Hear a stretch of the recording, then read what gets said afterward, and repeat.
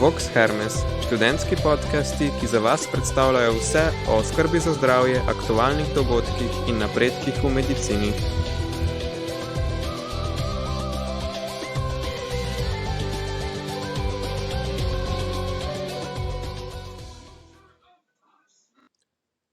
Dobrodošli v drugem delu našega pogovora o športu in prehrani, v katerem smo se z dr. Bojanom Knapom dotaknili še nekaterih drugih zanimivih aspektov te tematike. Je za nekoga, ki na primer želi shujšati, bolj pomembna omejitev prehrane ali ukvarjanje s športom? Ja, to je odlično vprašanje. Zdaj, vsi imamo pravzaprav težave s težo, več ali manj zaradi sedečega načina življenja. In zdaj, če se odločimo, bi bilo najbrž tako, da je ta prvo treba narediti evaluacijo prehrane. To se pravi, najprej morate evaluirati, kakšne imate prehranske navade, predvsem je treba tudi evaluirati, koliko spite, koliko imate stresa in potem, koliko se gibljete. In zdaj, če je nekdo mlad, da želi shujšati 30-letna ženska, pred leti je bil narejen zanimiv magisterij na biotehnični fakulteti, kjer so rekrutirali 40 let stare gospe spomladi, da bi bile dobro izgledale na plaži, in se je izkazalo, da je prehranska intervencija bila manj učinkovita kot gibalna intervencija, ker so tiste gospe, ki so pristopile k aktivnemu življenjskemu slogu, so nehote tudi pazile na prehrano. Je pa zanimivo, da imajo pri nas ljudje koncept tega shujšanja tako, da omilijo vnos ogljikovih hidratov, premalo pa pazijo na maščobe. Ampak vsak gram zaužite maščobe nam da 9 kilokalorij, 1 gram ogljikovih hidratov pa 4 grame. In seveda ogljikove hidrate rabimo za našo temeljno presnovo v možganih in tudi zato, da se dobro počutimo. Saj ketonske diete so sicer zelo učinkovite, sam so pa v bistvu na dolgi rok vprašanje, če so sprejemljive, če so zdrave, predvsem pa najbrž niso psihično možne, ker v sodobni civilizacijski družbi, ker nas na vsakem koraku čaka kakšen posladek, kakšna sladica, kakšen kos kruha, je težko biti na v bistvu prehrani z nizkim deležem ogljikovih hidratov. Razen seveda, če imate zelo urejeno hrano, da si kuhate veliko hranil in da jeste hrano z zelo nizkim glikemičnim indeksom in jeste ogljikove hidrate, ki imajo, ogljikovi hidrati, kot so recimo, imajo lahko zelo malo kalorij, pa imajo ogromno teh dodanih vrednosti, ki jo rastlinska hrana nosi s seboj. Seveda, ni treba, da smo vegetarijanci, ni treba, da smo hudi zagovorniki vegetarijanske prehrane oziroma rastlinske hrane, tudi meso ima svoje pozitivne učinkovine, ampak gre za količino. In verjetno je treba najti eno ravnovesje v hrani, da dobi telo res vse tiste snovi, ki jih potrebuje, glede na dano situacijo, koliko je organizem, koliko je pač posameznik star, koliko je telesno aktiven, koliko ima pridruženih bolezni. Tukaj je treba upoštevati vse dejavnike, šele potem se lahko lotimo dieta. Dieta je pravzaprav zastarelo prenašanje prehranskih navodil in pravzaprav ni učinkovito, ker je tudi na dolgi rok zelo sporno se zelo omejevati v hrani, ker je hrana tudi socialno-emocionalna kategorija in imamo potem bumerang efekt. In potem shujšamo 5 kg z strugo dieto, spravimo telo v stisko in potem telo dolge 2 leti kliče po nekaterih in se potem vračamo spet na novo oziroma prekoračimo težo. Če pa spremenimo življenjski slog za zdravo prehrano, da smo socialno-emocionalno zadovoljni, z zdravim načinom življenja, z dovolj spanja, z manj stresa, pa lahko na dolgi rok pridemo do ene sprejemljive telesne teže. Zdaj, ali hoče imeti nekdo six-packe, ali hoče imeti normalno težo, ali hoče biti socialno sprejemljiv, to je pač njegova odločitev. Zdaj, če hočete čim bolj teči na Ljubljanskem maratonu, potem je že dobro, da pred maratonom spravite svojo maščobo kot moški na 10% in s tem nesete seboj čim manj odvečne teže in se seveda potem v luči osebnega rekorda, osebnega dosežka na boljši poti. Če pa gledate samo za zdravje, imate pa lahko tudi nekaj maščobe več, ampak ne boste pa tako uspešen tekač, ste pa lahko relativno dober plavalec ali pa uspešen zdravnik ali pa kaj drugega, ki ne zahteva pravzaprav takih telesnih naporov. Kaj pa za nekoga, ki si želi pridobiti več mišične mase, vadba z utežmi ali uživanje hrane z veliko kalorijami?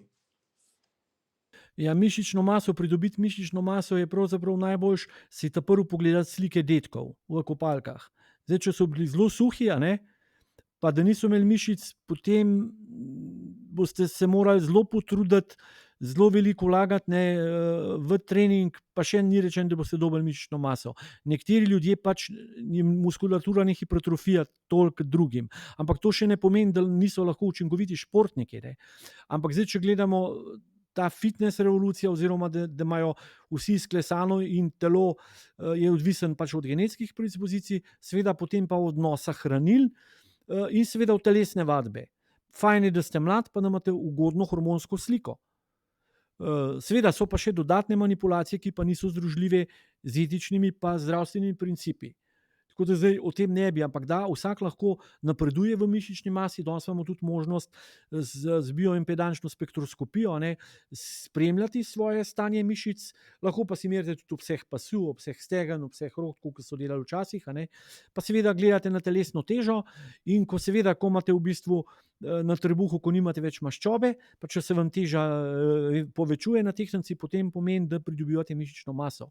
Je pa seveda treba imeti ustrezen tretma, tako hrane, spanja, regeneracije in telesne vadbe. Zdaj seveda obsedenost z večjo količino mišične mase pomeni tudi ustrezen življenjski slog, tudi na psihični, emocionalni in vseh drugih kategorijah življenja.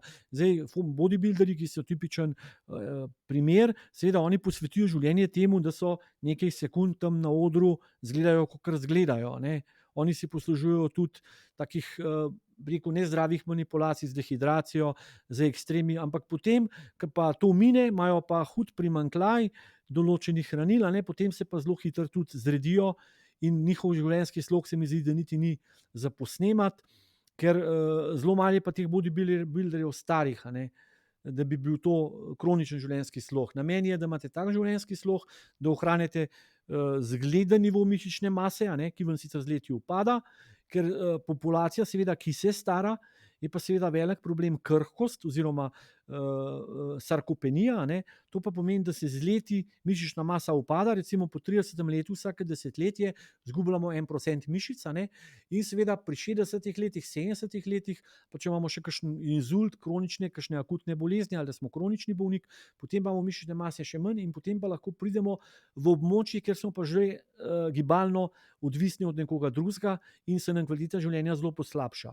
Zato je pravzaprav namen ohranjanja mišic v mladosti, razvoja mišične mase, zato da ohranjate ta mišice v pozem senium, a ne, ker povprečno pričakovana življenjska doba Slovenca danes je, mislim, da je že čez 80 let, mislim, da ženske 85, moški pa blizu 80, ne znam zadnjih številk, ampak zelo blizu smo temu, a ne. To se pravi, po 60. letu je pa že treba paziti na mišično maso, da jo ohranjamo dovolj, da imamo še kvalitetno življenje, da gremo lahko na sprehod, da se lahko čudimo mladincem, kaj vse počnejo s svojim telesom, a ne, da smo še prisotni lahko aktivno v tem svetu. Seveda ne toliko na ravni fizike, kot pa lahko na drugih ravneh življenja.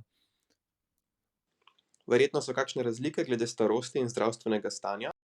Ja, prehrana je v bistvu z leti še bolj kritično pomembna, a ne, zato ker se seveda tudi gastrointestinalni trakt, v bistvu prebavni sistem se stara in je učinkovitost izkoristka hranil manjša. Po drugi strani se pa tudi metabolizem manjša, a ne.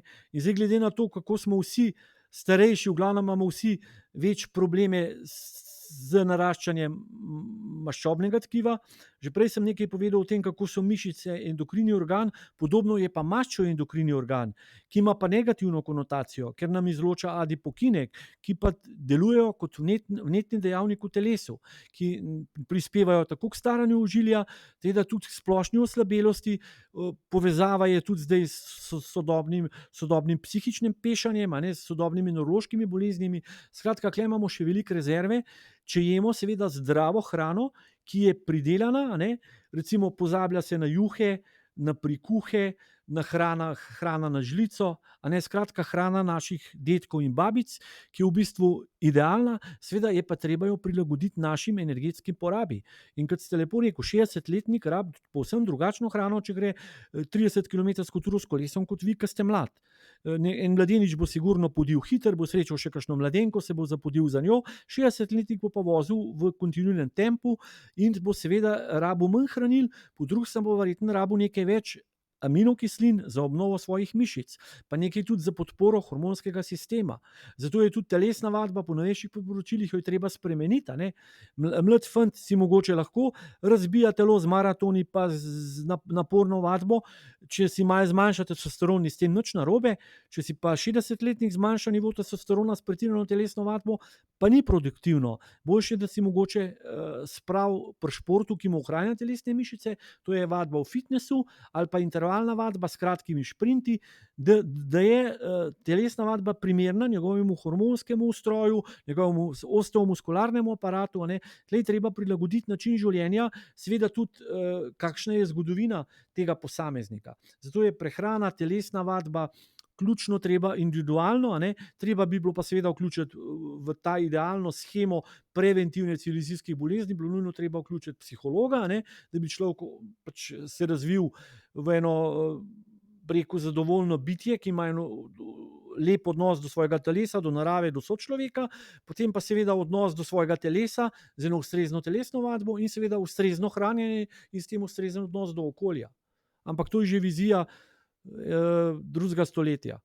Lahko, ali pa izziv 21. Kakšno hrano bi svetovali tik pred fizično aktivnostjo, na primer izletom v hribe ali kolesarjenjem? Kaj pa med in po takšnih aktivnostih? Me zanima, kakšno hrano bi svetovali tik pred fizično aktivnostjo, recimo pred izletom v hribe ali pa pred nekim kolesarjenjem, pa pol, kaj pa med in takoj po takih aktivnostih? Ja, zdaj prehrana mora biti podpora, telesni dejavnosti, zdaj jemo tudi zato, da živimo, to se pozablja. Mi v bistvu porabljamo kalorije tudi zato, da ohranjamo, pač da ohranja organizem eno homeostazo v telesu, tudi v mirovanju porabljamo energijo. Seveda med telesno vadbo se nam pa lahko, med hojo v hribe se nam pa lahko poraba energije enormno poveča. To se pravi, moramo v bistvu skrbeti, da znana je testeninka maratoncev, ki za dan večer pred maratonom se najedo testenin. Znani so tudi obilni zajtrki kolesarjev na Tour de Franceu, kjer jedo dvakrat, večkrat, da seveda zapolnijo zaloge ogljikovih hidratov, oziroma da se črevesje še med naporom, kadar ta napor še ni prehud, da se že polnijo glikogenske, oziroma tako v jetrih kot v mišicah. To se pravi nizkoogljikovih hidrati, pa seveda ne hrana, ki napenja, ne rabite jesti maščob, ne rabite tudi jesti preobilno ogljikovih beljakovin, ker se rabijo presnavljati. Pred naporom je najboljša taka hrana lahki obroki, kot je recimo kruh z medom, marmelada, mogoče kozarec mleka, kozarec sadnega soka, taka lahka prehrana z obilo ogljikovih hidratov, da vam da energijo. Potem pa zdaj, če imate gorsko turo, da traja 3 ure, pa da je zelo vroče, potem rabite še imeti okrog 50 gramov ogljikovih hidratov na uro napora, recimo to je en bidon pijače ali eno žemljo s sirom in šunko, imate pol noter tudi natrija, pol niti ne rabite izotonika piti. Zdaj, če ste pa kolesar, je pa treba imeti tudi nekaj soli v bidonu, in seveda nekaj ogljikovih hidratov. Zdaj to lahko v obliki gela, lahko v obliki energetskih ploščic, lahko pa tudi, če ste gorenci, v obliki sendviča z medom, žemlja z medom, s tem ni nič narobe. Včasih smo jih jemali na daljše treninge, tudi žemlja z marmelado je bila v redu. Včasih so nekdo tudi palačinke s sabo jemali na treninge, pa so potem jedli med kolesarjenjem. Skratka, treba je dovajati hranila, če hočemo, da vztrajamo na dosti visokem nivoju. Seveda lahko greste tudi tešče na tako vadbo, to delajo profesionalni kolesarji v obdobju priprav, da strenirajo maščobno presnovo. Je pa seveda tukaj dilema, ker posegamo v rezerve telesa, v rezerve imunskega sistema. Ta napor nam je hud stres, večja je možnost poškodb, tako da se v bistvu za zdravje se ta način treninga z nizkimi ugljikohidrati, ki sicer je bolj učinkovit glede adaptacije porabe maščob in hujšanja, je bolj pomembno, da skrbite za zdravje in na daljši rok ustvarjate negativno energetsko bilanco, na daljši rok in potem pravzaprav tudi imate idealno telesno težo ali hujšate bolj počasi. Ker to, da imate telesni napor z nizkim vnosom ogljikovih hidratov, pomeni večji stres za telo in ima lahko tudi negativne posledice na imunskem sistemu, večja je možnost tudi, da zbolite, da imate okužbo, tudi posegate v rezervo. Zdaj v tem času stresa sodobne civilizacije, kjer nas na mnogih področjih prisilijo v tem, da smo v stresu, da posegamo v svoje rezerve, ali pri spanju, ali pri počitku, ali pri prevelikih pričakovanjih do intelektualnih ali pa tudi rekreativnih športnih dosežkov, je to omejevanje ogljikovih hidratov problem. Jaz bi raje svetoval, da se navadijo ljudje, da jedo ogljikove hidrate z nizkim glikemičnim indeksom, ki ne redijo, ampak omogočajo dobro regeneracijo telesa. In seveda tudi na dolgi rok, če jeste hrano z nizkim glikemičnim indeksom, se nasitite, hrana je dobra, imate poln trebuh in s tem malo tudi prelisičite telo, da ima dobro presnovo, ker zdaj, če mi stradamo, se takoj telo odzove in takoj zmanjša metabolizem. Tako da recimo suhci, če gledate ljudi, ki imajo zelo nizek odstotek maščevja, oni so ponovadi ljudje, ki skozi nekaj melejo. Pa imajo čisto nizek odstotek maščev, zelo telesno aktivni, ampak skozi nekaj melejo. Se pa nikoli res ne jedo velike količine hrane, razen kadar imajo ekstremne napore. Medtem ko kakšnega debelukca pa skoraj nikoli ne vidite, da bi jedel.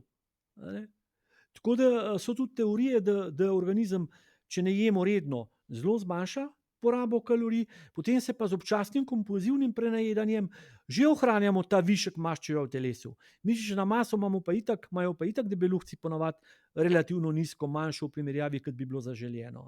Ker mi pa jemo zato, da ohranjamo telesno maso in da nudimo telesu ustrezno energetsko podporo za naše mišične in intelektualne dejavnosti.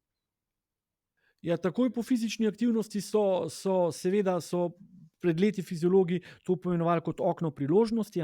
Zato, če ima nekdo 2-krat na dan trening, naj bi bilo prvih 6 ur po naporu, je sinteza glikogena v mišicah in jetrih se izkazala za hitrejša, ker so zaloge prazne. Če greste vi na 100-kilometrsko turo s kolesom, s kolegom, pa je on boljši kolesar, se vi izpraznite glikogenske rezerve, če pridete domov, pa rečete, ja, se zdaj moram pa shujšati, saj sem predebel in ne jeste ogljikovih hidratov, pa greste drug dan še na turo s kolesom na 100-kilometrsko, boste vi že po 30 kilometrih omagal, ker boste imeli prazne glikogenske rezerve in nikamor ne boste mogli, regeneracija je bila slaba, vaš kolega, ki ima pa idealno telesno težo, se pa doma najedel testenin, je zapolnil glikogenske rezerve, bo pa letel s 500 kilometrov. Tako da tukaj je treba nadomeščati porabljeno, zato je Lance Armstrong, ki je sicer zdaj ikona dopinga, zelo natančno meril, koliko ogljikovih hidratov je porabil na turu, da jih je zelo natančno pojedel. Zdaj, če pojemo preveč ogljikovih hidratov, predvsem enostavnih, se nam seveda lahko sintetizira odvečna maščoba. Če jih pa pojemo ravno prav, se nam pa glikogenske rezerve obnovijo. Kaj so lahko nevarnosti uživanja alkohola kmalu po težji fizični aktivnosti? So tudi kakšne prednosti, razlike med športi? Alkohol je socialna kategorija, ki je star skoraj toliko kot človeštvo. Pravzaprav je tudi ene vrste zdravilo, po drugi strani je pa strup. Seveda zdaj zdravila so primerna v majhnih dozah. Zdaj, če uživate alkohol kot zdravilo, to pomeni, da spijete kozarec terana na dan, kozarec rdečega vina ob kosilu ali pa kozarec piva. Seveda zdaj v teh ekipnih športih so zelo popularne te regeneracijski obredi z veliko količino piva. Zdaj s pivom ni nič narobe, ampak zdaj, če ste profesionalni športnik, morate po enem pivu zraven spiti še kakšen liter vode, nekaj C vitamina, nekaj magnezija, najboljš pa še seveda regeneracijski obrok z določeno količino ogljikovih hidratov in beljakovin, ali imate zato zdaj ta energetsko ploščico, ki ima 20 gramov proteinov, pa recimo 60 gramov ogljikovih hidratov, pa je zraven dodan še kreatin, L-karnitin ali še kakšna druga ergogena substanca, ki naj bi vas bolj zregenerirala. Drugače pa seveda pivo nas dehidrira, omamlja živčevje, moti regeneracijo glikogena v jetrih. Tako da pivo pravzaprav ni pijača za vrhunske dosežke. Ima pa po drugi strani tudi blagodejno učinkovitost, ker nas na alkohol malo manj, ker nas sprosti, ne rabimo uživati Xanaxa, boljše spimo. Tukaj je treba imeti eno zdravo pamet. Seveda ne smemo pa propagirati pivo kot idealno pijačo za športnike, še manj pa za regeneracijo. Pivo v omejenih količinah, izjemoma. Je pa seveda tudi odvisno, ali uživamo. Najbrž si en profesionalni športnik na turu ne bo privoščil piva, ne? Mogoče pol piva.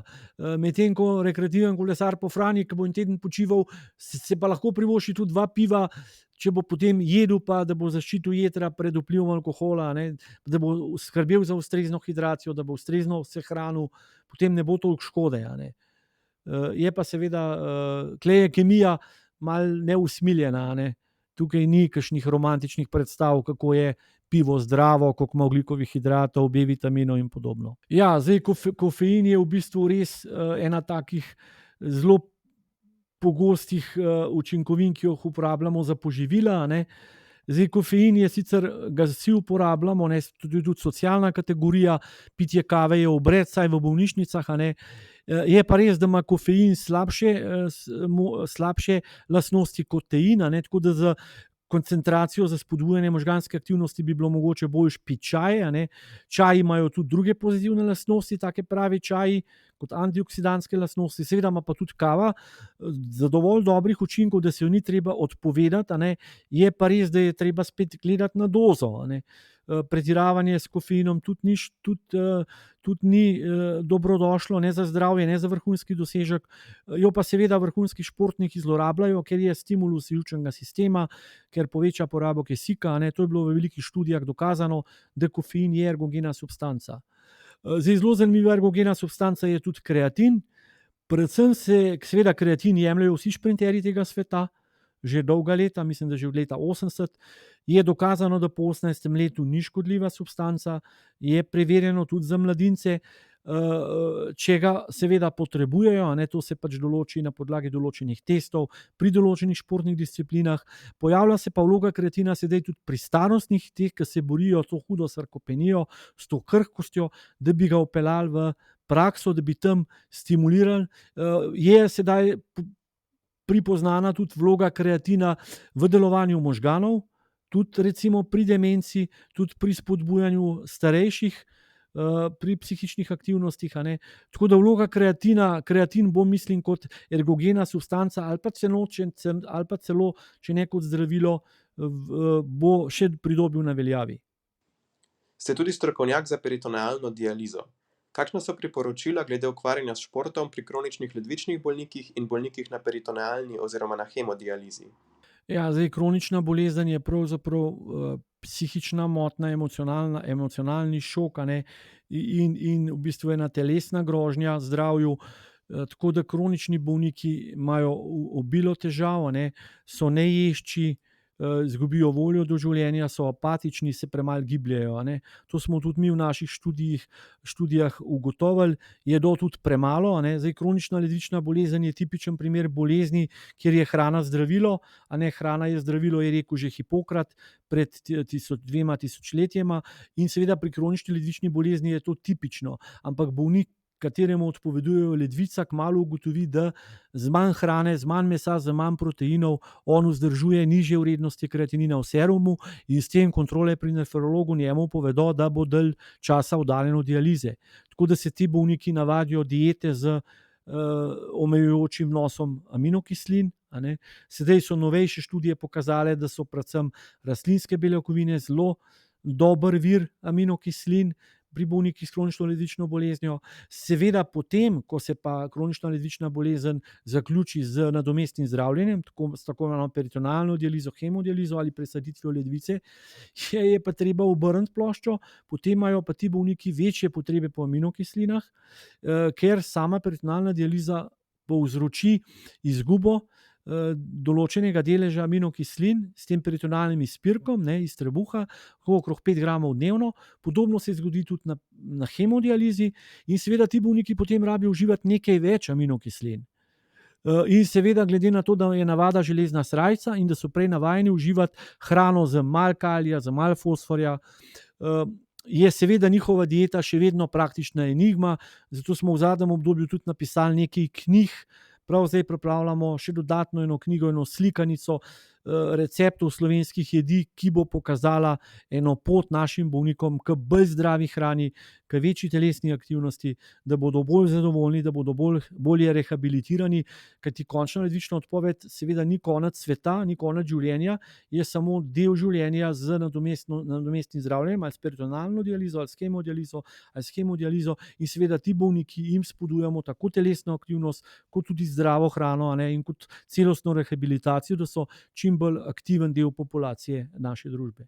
Telesna vadba je zdravilo v vsakem življenjskem obdobju, je pa podobno kot s hrano, a ne, treba je individualna doza tako telesne vadbe kot hranil, a ne, treba je 2-krat na teden delati vaje za moč, treba je aerobna vadba, hoja s palicami sta verjetno najbolj primerni športi, plavanje, kolesarjenje, potem tek na smučeh. Od prehrane je pa seveda zdrava, lokalno pridelana hrana, da je na mizi čim več barv, a ne, potem je pravzaprav to pot do dolgoživosti oziroma uspešnega staranja. Hvala, da ste prisluhnili tudi drugemu delu podcasta. Če želite naš kanal podpreti, se lahko nanj naročite, video pa lajkate in delite s prijatelji in znanci. Vabljeni k spremljanju tudi v prihodnje in se vidimo naslednjič.